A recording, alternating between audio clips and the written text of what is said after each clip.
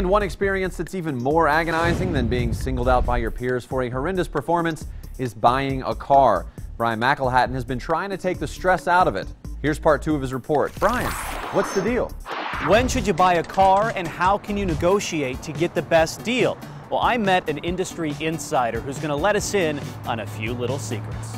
Jesse is a car sales manager with a decade of experience working for a big dealership in a major city. He's agreed to give us insider advice if we agree not to identify his employer. People believe that the end of the month is the best time to buy a car, or the end of the year is the best time of year to buy a vehicle. But the pricing is usually affected by day-to-day sales numbers, how busy the store is. With that in mind, try shopping on a Tuesday or Wednesday. I hate to say the word panic sell, but there are times that we have a set amount of cars we need to sell, 10, 11, 12 during the day, and on a Tuesday, if it's 4 o'clock in the afternoon, you've got 3, 4 cars sold.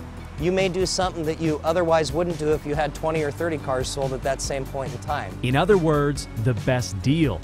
But that comes with the need to control your expectations. Jesse doesn't have a lot of wiggle room to cut the price down. Toyota Yaris, a very inexpensive little car. There's about $300 a markup in that vehicle from what we purchase it from Toyota for and what we end up selling it for at the end of the day. So how much leeway do they have on most vehicles? The consumer comes in expecting us to have $5,000 to $6,000 worth of negotiating room, when in all reality, more often than not, we have $1,500 to $2,000 worth of negotiating room. And with that, Jesse gave us another piece of advice that can save you time and money.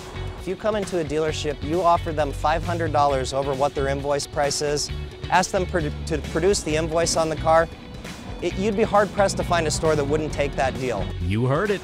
Ask the seller for the manufacturer's invoice. Find out what the dealer paid for the car and offer just $500 above that. Done deal. Do you have car buying tips you'd like to share? I'd love to know about them. The conversation's always going at thelisttv.com.